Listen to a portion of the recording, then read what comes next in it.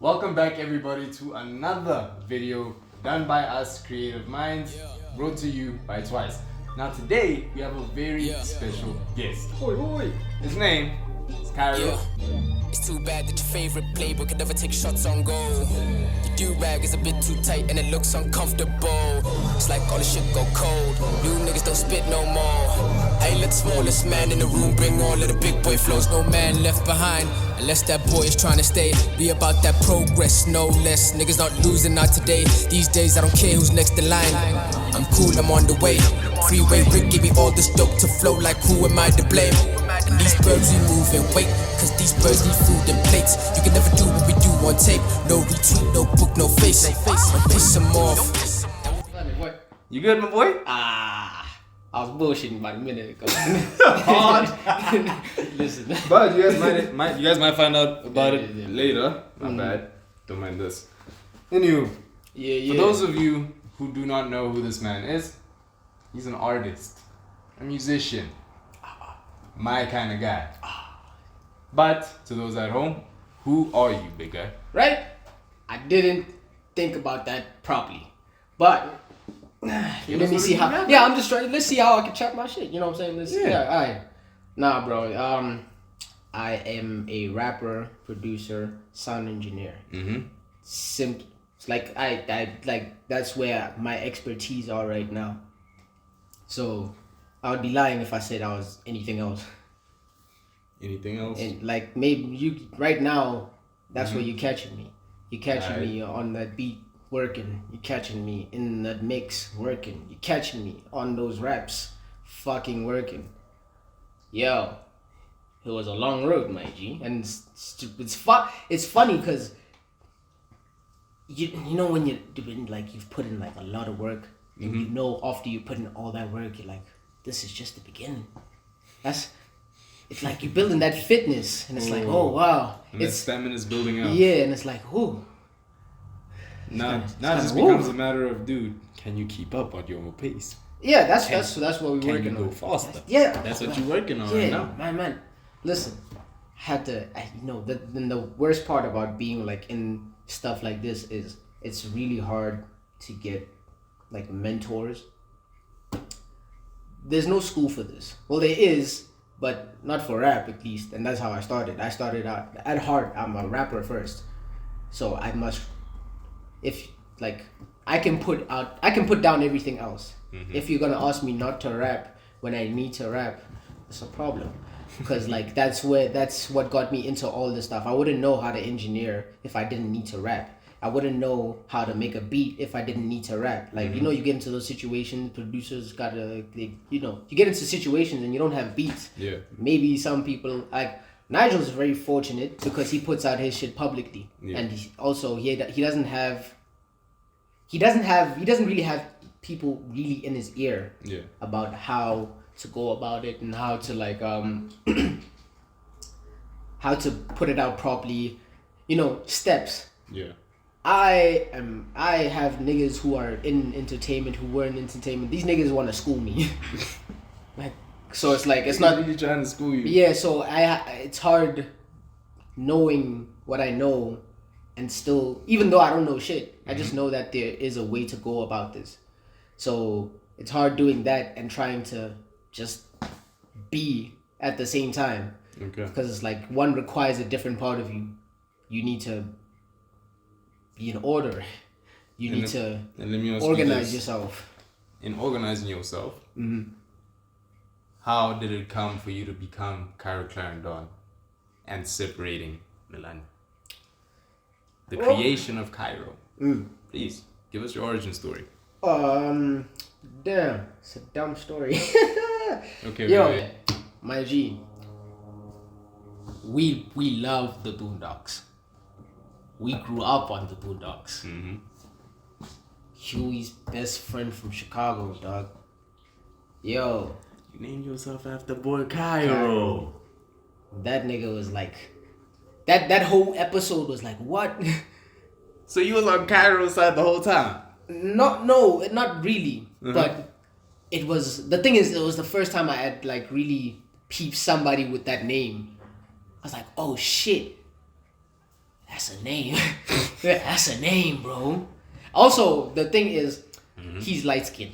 You gotta resonate with your brothers. You know what I'm saying? I said light skin. I see him and me. I see me and him. What? This is because niggas are like 10 years old watching the Boondocks and shit. Actually, so it's like, yo, I ain't see no light skinned niggas in a minute, yo. And he had like he had a place to play. He had a part to play in that whole story. So like when they were fighting and all that stuff, and like when, you know, this nigga's the granddad's the friend died, and in the middle of all that, they're telling you how, you know, it was a normal thing. Like it wasn't like, oh nah, Cairo's the bad guy. You have to understand. That's life. Yeah, yeah, that too. Also, like you're 10 years old, your best friend leaves you. You haven't seen that nigga in how long? And he doesn't say anything. He doesn't say anything. So it's like you gotta understand context. So it's like cool. That's what happened. So I was like, alright, if I ever have a kid, I'm gonna name him Cairo, right? If I ever have a son, I'm gonna name my son Cairo. It's like that time, because you know when you're still in school, you're like, oh, yeah, my kid's gonna be this, my kid's gonna. And it's like hopeful thinking, right? Playing house and shit. Like yeah, it's like hey yo. So now that happens, and then I grew up and I went to like when I got to Cornerstone. By the time I got to Cornerstone, shit, I met Andrew. Andrew was on a madness because Andrew was, let's be clear. Andrew, being Yolophonic, that man was on a madness because he was the only person pulling up ciphers in a school where everybody was suffering. Everybody, like yo, formal detentions for the whole squad, my G. You know what I'm saying? Like every Wednesday, you know what I'm saying? Like assembly, somebody's walking out with their diary read. Like you know what I'm saying? Like somebody's gonna get this. Like Cornerstone is like somebody's gonna get this smoke. You always knew somebody was gonna get this smoke. And I'm like, this nigga is doing all this and he's not causing trouble. Also, he was the only person at like the pianos and shit. So now that happened and he taught me how to record on like the laptop. By that time, my name was like my name was like Mellow the Kid or some shit. Mellow the Kid! Yeah, boy. I had to Where was Mellow? Yo, dog. You age with these things, you know what I'm saying? So then I was like, hey, yo. Oh yeah, I saw an SABC or some shit. Some girl named Mellow, some artist. Like, fuck!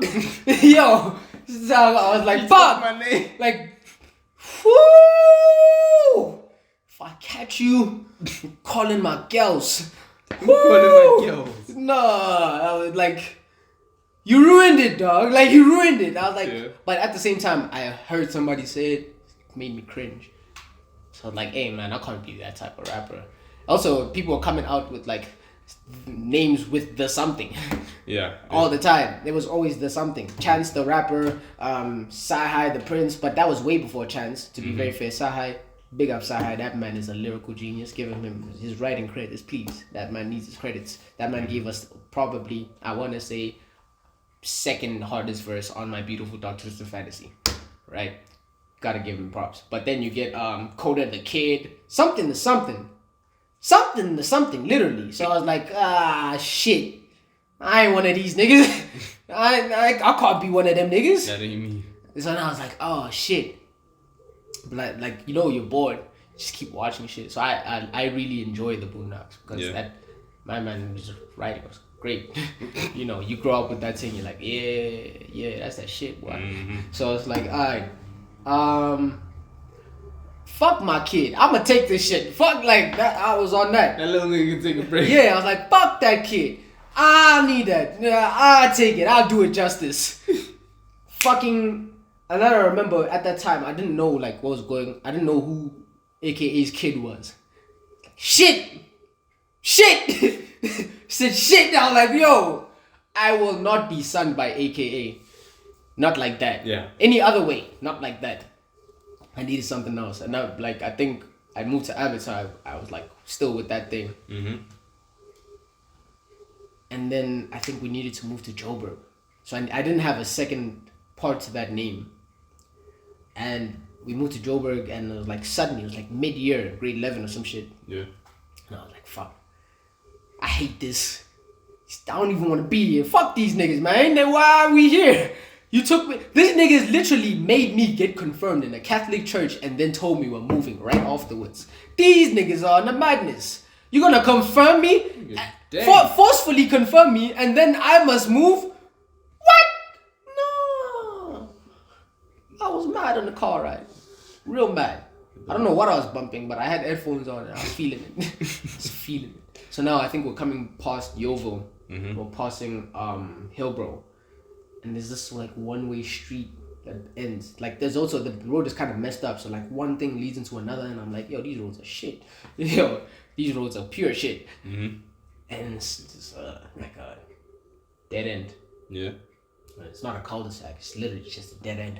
And then it ends where this next road moves through. So it's like, so it's weird. So now I can see the street name. So yeah, now I'm looking at the street name and it says Clarendon. I'm like, well, I need something. Might as well let it be a coincidence, you know. Just let it be something. Damn. I was like, oh shit. Cairo Clarendon. Yeah, I can live with that. I could live with that. Do not know who I am. I said just try asking your daughter. So, you've told us much about your name. Yeah. How about you tell us when you started? When it all started.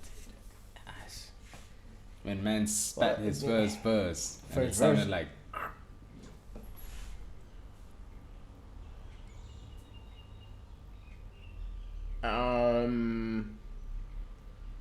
Actually spat like out of my mouth, not just writing and bullshitting and whatever. Hey man, where it all started? Nah, dog. You know, everybody writes. Everybody actually writes something. Yeah, like people will be on something. I write, and I'm like, I believe you. I believe you. It's a good pastime. It's a good therapy. It's like, oh no, I feel this. It looks so interesting on paper. Like, yeah. That was like since 11. Yeah, it's like dumb stuff. So you've been writing since stuff. 11. No. Like trust me, I was shit. I know. Wait, what was you putting down on that paper? Right? What was you putting down on that paper? Right? I don't know. Like why? I was a passenger at that time.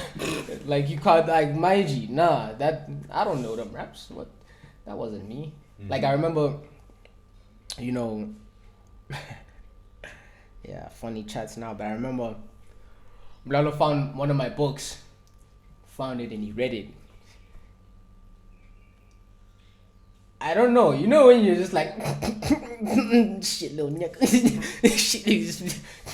What's his name was? Yeah, like you could tell, you could tell, you know what I'm saying? Like, you know, like you growing up with older brother, you know, you're getting clowned. Yeah, hard. Right? And it's at a time where nobody knows what you're like really doing. You're just messing around.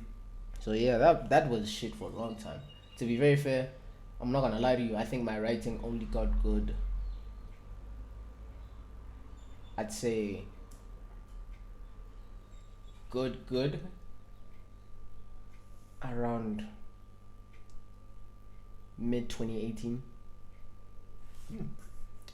Because I was in the South, yeah? Oh yeah, wait, let me just do this starting the rap thing. Official, like out of my mouth is when I went to Cornerstone and I met Yolophonic. That boy can freestyle. So we put you on? Yeah, like I was like, ooh, how do you find them rhyme words? Like, ooh. Yeah. Ooh. And my man was killing it. I was like, who's this nigga ripping it up? Why is everybody excited? Like, I was really like, come on. Like, but you can't do that. I'm new. Like, I'm new. So it's like, but nah. So he would do it. And when he taught me how to record, there's like time. There was a guy named Victor. I hope he's doing good. He was doing some fuck shit in school. Nigga was stealing people's phones. God damn it. No, Victor. No. So yeah, he had a song. He was making raps at that time. I was like, rap. Oh, there was this other guy named Desmond. He was also on the madness, but he was a very good rapper. Like he was on some Ab-Soul shit. Like his wordplay, like he had bars. He had those bars that had to make you think, and he also had that cadence. You could tell that this man has problems. So like that makes for good rap. It really does. I don't know a healthy rapper. like maybe, but like healthy, like what we think is healthy.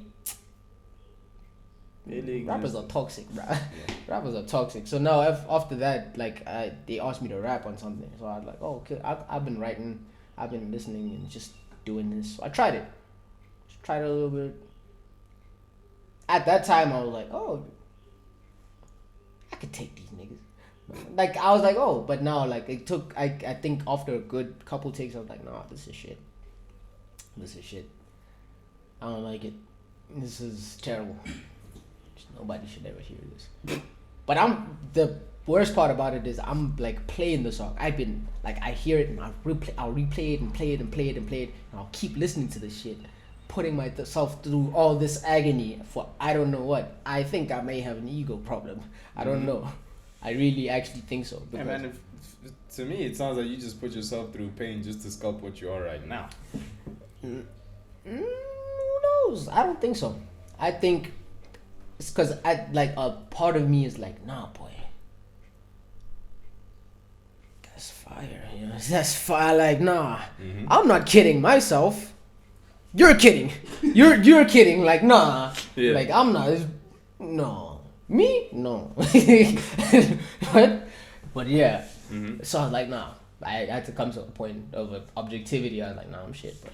I'm shit. So when I got to Abbott, I started meeting. That's where I met Nigel. Like next year, after like I had that hearing at Cornerstone that I didn't have, just did before I had it. Fuck you, Herlin. So that happened, and like I had to move. I met Nigel the next year because I came in like the end of the year next year. Oh, funny story. And whoever, if he ever sees this, that'll be a cool story. It's cool for me. When I just got to Abbott, they were doing that, you know, ceremony shit where, you know, you do the goodbyes. They have the whole show and whatever. The students take over and they do their own student awards type thing. So now I got to see Francis J perform. So I'm wondering who this nigga is singing. Because there's some girls singing and I'm like, oh, yeah, I see girls sing all the time. Like literally, they really be singing all the time. And I need character from there. But who this nigga singing on the stage? Like Samuel L. and Django, like who this nigga on that stage? Like because his voice caught me off guard. I was like, what? Crazy. Now years later, this Francis J he went to MND. I mean, and then I just heard his music with like Doshi, whatever people call him. I call him Doshi. I don't know. Nobody's corrected me. So yeah. When I heard his music and I heard Francis on that, because also like at that time, Doshi just dropped his album or his project, and there was like Tyson ST. There's a bunch of other guys that I didn't know because you know I wasn't into that vibe at that time. But when Tato Soul came through and Francis J, ooh, it was lace boy. It was lace boy. I was talking about Breaking Bad, crystal meth, lace boy. You know what I'm saying?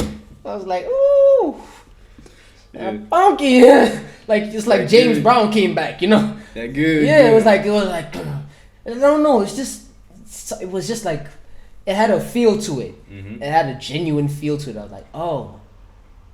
At first I was clowning Dushi's name, because I didn't know how to pronounce it.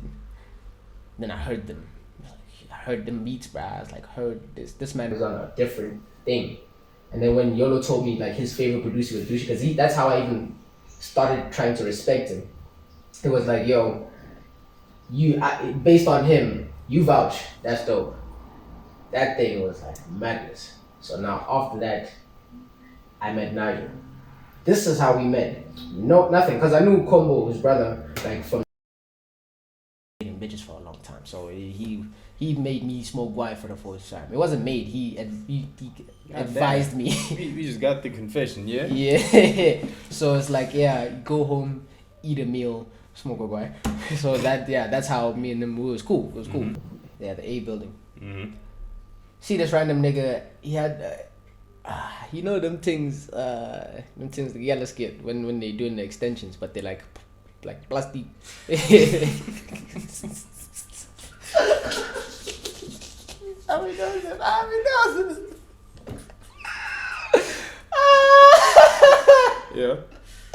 Man in the plastic dress.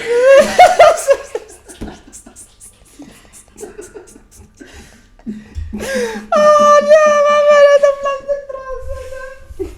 Let me do a gang sign. Let me do a sign. Sign. Fuck your EP. I don't need to make it off a cosign. Beware the hype up. So I don't know if you walking past any nigga like and they throw this up. Yeah.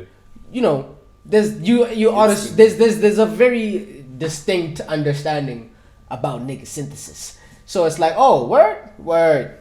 That's how we became friends, literally. So when I met him and I heard niggas was rapping, I met Seeiso. Seeiso was on the madness, because then I just met both of them, and now they're rap battling in the school. I'm like, yo, and now I'm not rapping at that time. I'm the hype man. Like, in this corner, we got the big man, Seeiso, something like it wasn't like that, because that was a violation to my man's name. I'm sorry, dog.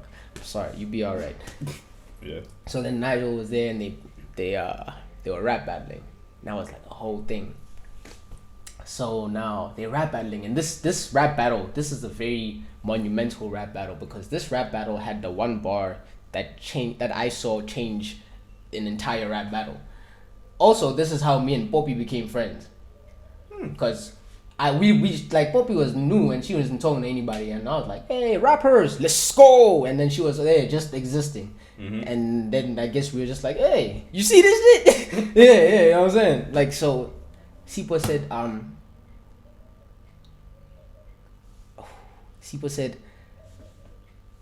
I'll make your mom come in your daddy's Bentley with my pinky. And I said, hey yo, violation, bro. Violation. That was a violation of a bar. And you know what made it worse? Don't tell me his dad had a bench. Oh my dog. When I saw it live, dog, I saw it. It's still there at the crib. I saw it live. I'm like, no, this goes way beyond bars. Ripped him apart. Because I didn't like. I'm still at that time. I'm like also in fascination. Yo, I'm seeing a Bentley. I'm like, damn. But then it keeps clicking in the back of my head. Yo, finish him. Like, hey, yo. No, mine's actually got finished. Right? Because me witnessing that changed my life. And that's why, we had to start rapping with Seeiso. Seeiso is where it's at. So now I leave. And I had to change. So when I got confirmed, I had to change. And I had to change from Abbotsford, Pretoria to go to Abbotsford in Joburg, yeah? So now there it's different. In the south it's different. Niggas is just fighting. It was fight first day. Niggas threw up on the first day. It was all nigga synthesis. It was all of it. It was cool. Niggas in the south were on a madness, bro. Because that's where I tried it. I was just jumping out the class windows. Literally, bro. It was that. Told me this. Dog. So now there's fights going on, and there's these two rappers. One named Tuto, one named David. Ooh, boy, that's when I realized people are looking in the wrong places. The competition is not anywhere where you think it is, because these people, I believe they made me believe they were the best rappers in the world. That's how good they were. I was like, yo, scream, nigga, yo, let's go, like, come on, bar after bar, and it's not like those simple bars. These are like conscious bars. These niggas are on some, who's a good, I want to say, they put me onto this guy named Real Prophecy. I don't know, there's just something about their bars. They have a good setup, but the setup is so smart that it's like you won't even get the bar. And when you get the bar, it blows your mind. It's one of them rappers. So they're the ones who put you on. in a way, because I realized there's no way these are freestyles. So I was like, all right, cool. I'm a freestyle. At that time I was watching King Lowe's, and that nigga was on a madness. So when I saw him on Sway and he was like, just throw words, I was like, hey, yo, that's some cool shit. So I went there. I'm like, all right, you rappers, throw words. Let me see what I can do. I don't know how I got their respect. I really don't know, because somehow they gave me that. Somehow. And then I was at home being sad as shit because I'm mad. Niggas shit is going on at home. My brothers is fighting. They go in the court. Oh, no. So I was like, damn it, I need a rap. So I'm making this is like an archive. So I made this whole project on my laptop. The first song is called Plat, and I might get it's not public anymore, but I could unlock it from the SoundCloud. You can hear it. Yeah. That's where it started. First track was I was rapping for conscious reasons. I was like, I was watching so much Zeitgeist. Yo, I was in conspiracy theory mode for beginners, and I was on that for rappers. I was like, you rappers are stupid. Y'all don't know what y'all speak. Yeah, I was like, so I was throwing bars. I was just like, oh, this means this means this means this. And I was like, nah, I'm definitely at a place where I'm better than the average rapper. When I did that, then I made this project called Virginity. Yeah, you're gonna have to find that. It's hard to find, but if you want to find it, it's on SoundCloud. But now the Cairo, I had to, at that time, I put that project out because I had to leak it, because at that time I was under management. And that's when you changed your name. Yeah, right. And I had to, they didn't want me swearing. And I'm like, I'm a rapper. What's wrong with you? No swearing and no provocative language. I'm like, you're not managing rap, bro. You're not. What are you doing? Because the thing is, that man had results. Yeah. Man had results. I give him that. Then it was like a favor because he's kind of like family. Not even kind of. That man is family. That's my brother. That's literally my brother. Now, I'm like, no. In my head, and this might be but you gotta understand. No, you Jehovah's Witness. Come here. Yo, let me rap. It really comes from the heart. Yeah, and I'm like, it's the whole point of the sport. What are you doing? I got mad. Released it on SoundCloud. I said Kyro. Now we have an answer. We actually have. You understand? The moment you did that, and then you went back, I'm like, bruh. First of all, it was easier to spell. Right? And at the same time, it was cool too. Yeah. And I'm like, when you went back, I'm like, yeah, that's exactly. It was confusing because it was like, well, go on. Now this makes a whole lot more sense. Right? So I had to leak it because he didn't want no provocative language. I was like, man, niggas gonna hear this. Y'all better hear this. Hey. Man, hear it, we did. I'm like, that shit was like my little demo. It was terrible in terms of sound quality. Terrible. And somehow, I don't get it. People still play it in their cars. It's now. I'm like, no, don't do that. You're hurting the speakers. You're really hurting the speakers. Man. Man. And then I had to make a project with that nigga. Yeah. That went south because now I'm supposed to use non-provocative language in a rap, in the sport of rap. Cannot do had that. to cancel that. And funny enough, I did that in a proper studio. But I couldn't get myself to a place where I was like, yo, I feel comfortable with what I'm writing. This ain't it. After that, when I turned 18, I just come back from Eastern Cape. Man's just like, yo. Also, results are coming out. I'm scared. And I didn't do well. So it's like, oh, wow. But at that time, before I even did that, I had made a choice. I was like, whether or not this year I'm going to try it out. So I moved in with Seeiso. So I was like, I hate trap music. Right? He's a trapper. Interesting lesson. How the hell did it work? Cause I love my G, man. My G, he's a madness, right? He's a madness, but he's not.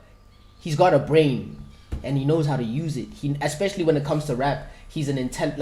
His bars make sense. There's stuff to his bars. His bars are bars. They're not just let me throw something that sounds like a double entendre. Yeah, It's a bar. Yeah. And what's funny about it, he did most of his stuff freestyle.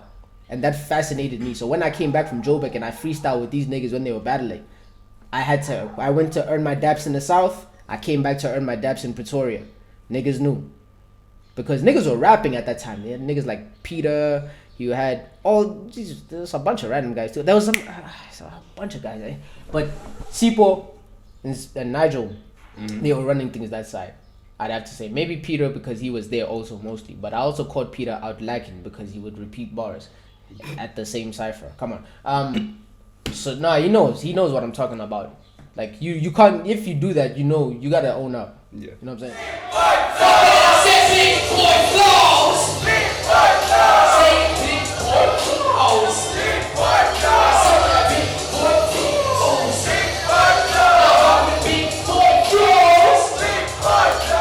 So now I came back wearing my daps. That's when niggas were like, all right, let's rap together.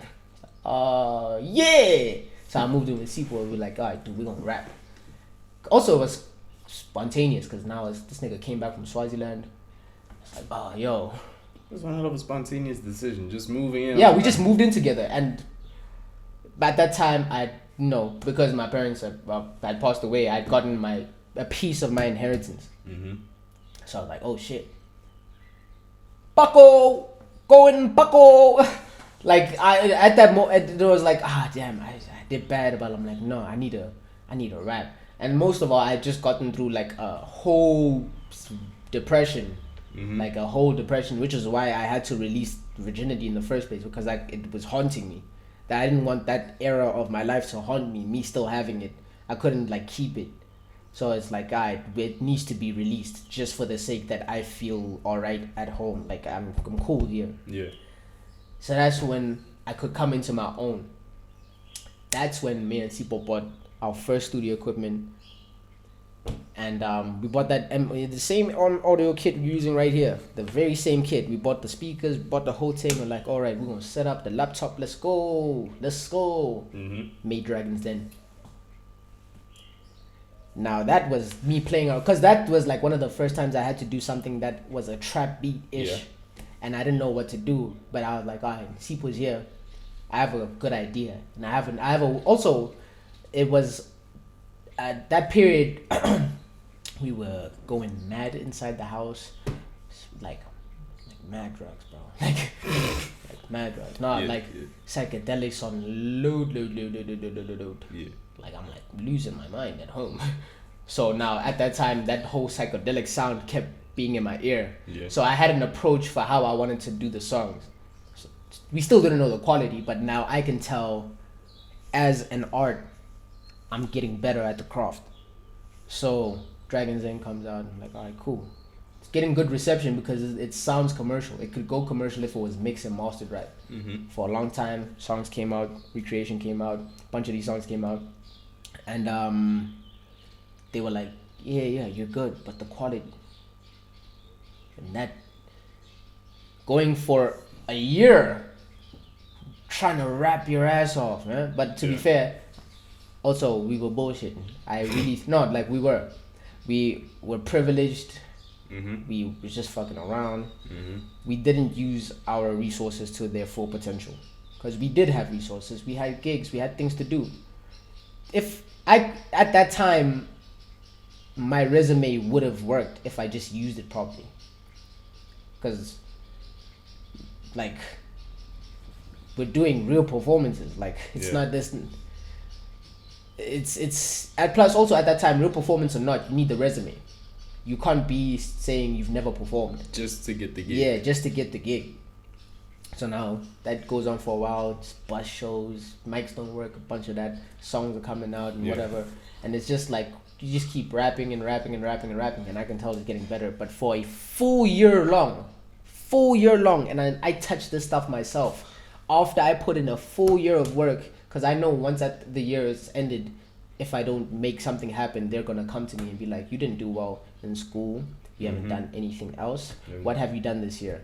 And that was that was the chat. It was like that. It was, I had gotten so good at rapping, and the same thing at the end of that year was, you're really good, but the quality is not great, like the quality shit. Did you ever fix that? 2019, 2020 comes in, yeah? Mm-hmm. We're rapping. By this time, me and Seeiso had split up because we had gotten robbed in Midrand. Dang. Yeah, sad shit. We lost a whole bunch of shoes, TVs. Man, You I'm not gonna take the lie. We were no. Luckily, I had traveled. The thing is now that's why I do this. Like I travel with the equipment with me a lot. Yeah. So now I was going home because I needed to take care of home for a while. And then I went back and I was like, the gate is off the rails. Why is the gate off the rails? Like, no. I call Seeiso. Seeiso loses it. He's like, go to the police station. I'm like, dog, police ain't gonna do nothing. I went. Police did nothing. Tried. I actually literally tried. We just looked at this empty room, boy. Yeah. And by that time, because like I had gotten inheritance money, I was collecting shoes.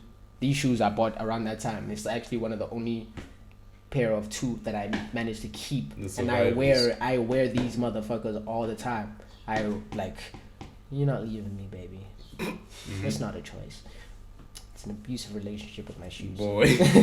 But that's no jokes. Get out if you can. You really need to get out. Take care of yourself, love. Like when that happened and we split up, I had to go home. COVID hit. I was like, damn. Now I'm here with Nigel. Also, now we just got I gotten a PC to get up a full setup. Also, Seeiso took in exchange. Me and Seeiso made a deal, yeah. So sometimes he'd go back to Swaziland. I'd keep the equipment. He'd take the PS, and then we'd switch. By that time, we'd switch. So now I had the PS. He had the equipment. So I had to go out and get new equipment. Yeah. Equipment is not cheap. Yeah, it's not cheap at all. Spent a good 15 bags getting that equipment, yeah. And that took a bite out of my thing because I'm like, I'm trying to find out how I'm gonna make this year work. Mm-hmm. Because the last year was very fun, made good profits. I actually can say that year my percentages were good, but things went sour. People are people, life is life. Shit went sour. You lose what you lose, you know what I'm saying? So now by that time I'm like, alright, I did this, but I need to be very cautious about how I'm moving. Because lockdown is now.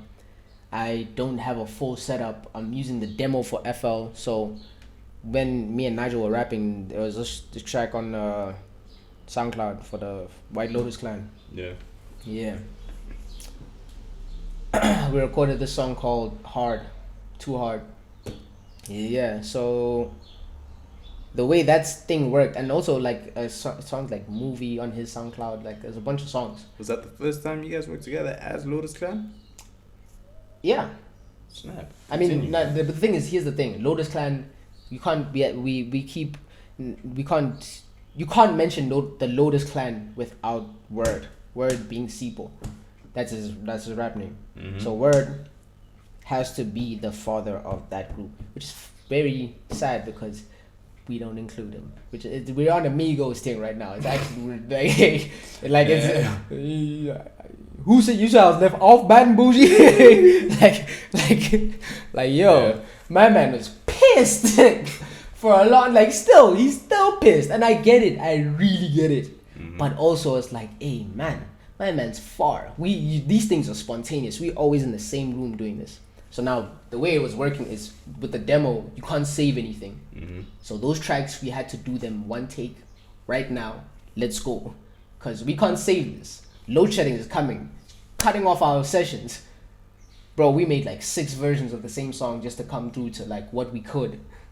Mm-hmm. That's how it started. Lockdown comes. Situation happens with my friends and my brother. Gotta split. Gotta take, So like there's a third brain in mind. But also that it was a bit of I think he went away for a bit. So there was a point where we were rapping, and my brother's friend Sulan knows. So I guess he was he was friends with Louis Lunch. Mm-hmm. So now Louis Lunch being this nigga that made Shumayel. Like, yeah, so I was like, that's cool. Yeah, right? I was like, it's not my field, but you still gotta give daps regardless. Mm-hmm. Somehow they bring this man to my room. This this, my brother, Tulani, they pull up. Because now me and Nigel, we working. And what had happened was, once he comes to the crib, we're playing him. He's like, no, it's hard. You guys just need to direct it right. And, he's giving that business perspective. Mm-hmm. So then manages to get the chat done. Loose Lunch ends up in my room. I'm like, hey, yo. So now he's listening to my stuff. I'm like, before we start, like, also keep in mind, Nigel's not recording himself. I'm doing most of the things. So he doesn't know exactly what they mean. Just like I don't know exactly what he means in terms of music theory, right? With different expertise. So when Lunch comes and he's explaining things like how the compression works, how you need to EQ, he's not. That's a chat specifically for me. Because to be very fair, that man wanted to take a piss or something. He was gone, and that's fair because it wouldn't have made sense. Because when he came back, that's when we could get into the artistic thing. Because he doesn't have that much of an insight on that. He's a producer. He's an engineer. He's not gonna give you like way too much insight on lyrics. Yeah. Like you're gonna need to go somewhere else for that, brother. We're here to work on the quality. Now, he's explaining these things like, no, dog, you're on the right path. You're actually on the right path. I can see it. This is what you need to do. And that was like the first time I had ever had anybody give me any insight on what to do. Nobody knew what to do. You guys are just... We were lost, boy. We were lost. Perfect. And we were lost, boy. Because at this time, this is how I know. See that song that my man was playing? The Eye of God herself, yeah? This was right before that. So my mixing was shite. So I had to change the whole formula. So you mean to tell me from that point on, your way of production changed? My way of production, my way of engineering, I had to... I didn't have anything to look at and be like, oh, this is an example. Mm-hmm. Like, what?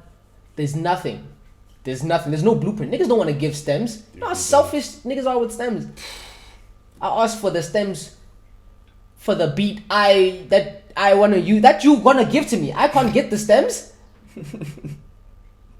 I gotta send it to you.